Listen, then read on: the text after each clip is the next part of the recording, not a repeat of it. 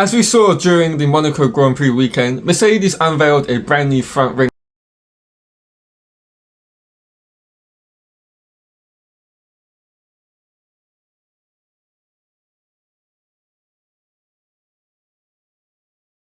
being lost with the introduction of this brand new generation of F1 cars. Now, what the team has unearthed throughout the course of the first 6 rounds before we headed to Monaco was the fact that this particular ring, which was very ironic in a sense, is the fact that it brought a lot more load in certain corner instances that was ever predicted in the wind tunnels and through CFD. And this left the W15 with a balance issue, particularly so at the rear of the car, and both drivers struggled with it.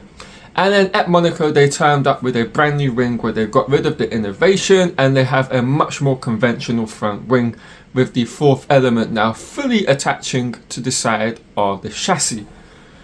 Now, more information regarding this news has come to light regarding the front ring and the changes that they made, and we're going to be going over that in this video.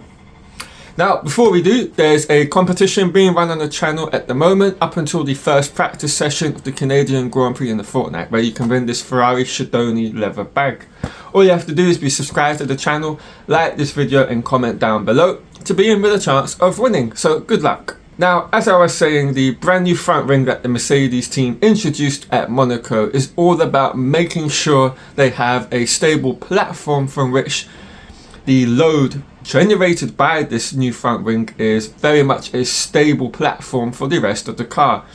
And they only had one of these front wings brought to the racetrack, which George Russell went on to use throughout the weekend.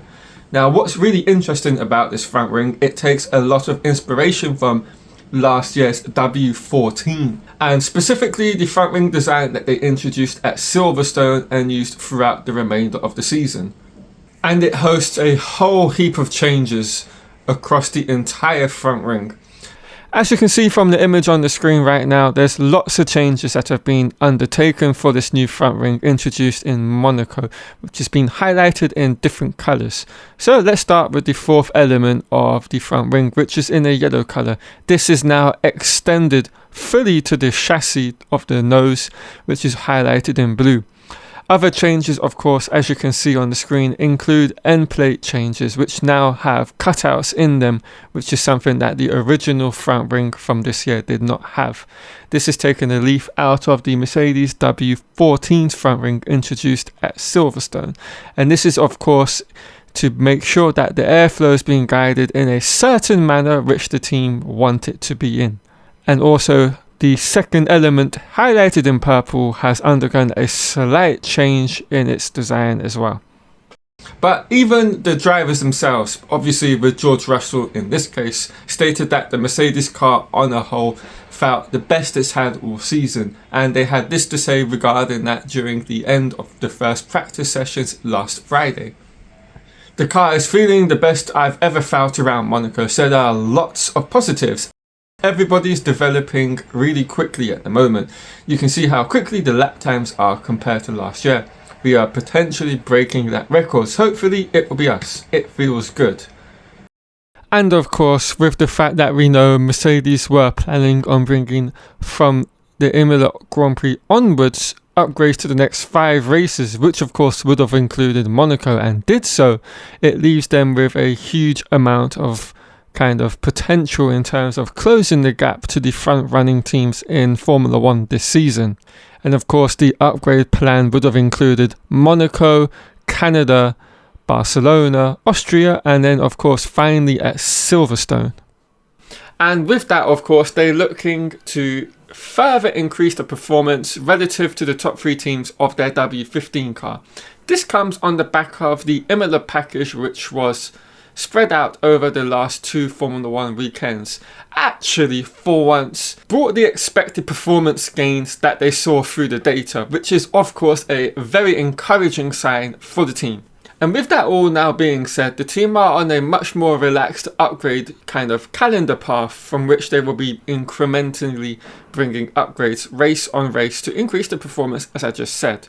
Of course, all of this is very encouraging news for the team, particularly when the upgrade package over the last 2 weekends was not aimed at actually increasing the overall performance of the car, but rather helping find that correct balance that the drivers would like from the W15.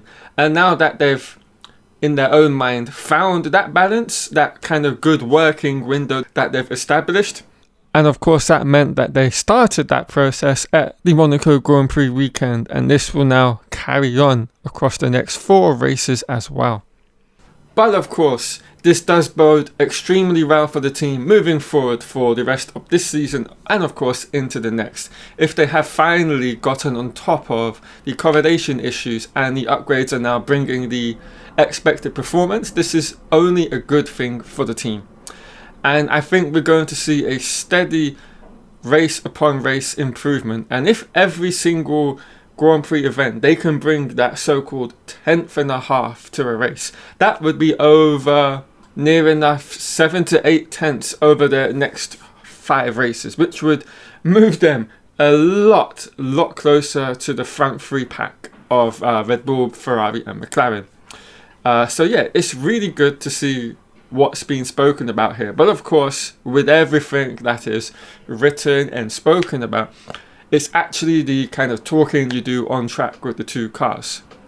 If you can actually back up your words by the on-track action. Now, if they can do that, and we can see that trend of them getting closer and closer every qualifying session, every race session, we're seeing that gap gradually grow smaller, then we can finally say, yes, the team are getting on top of their issues.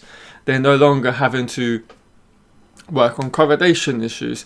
They're no longer having to kind of recalculate the baseline of their car and where these future upgrades are going to take them in terms of the pecking order. And they're also not chasing what they would call and have called that kind of magic bullet upgrade, which solves all the problems and just gallops them forward to the front 3. That's something that Toto Wolff and the team have alluded to, that they've been trying to achieve over the last 3 seasons, and that's just never something that's going to work, particularly in this era of Formula 1 cars.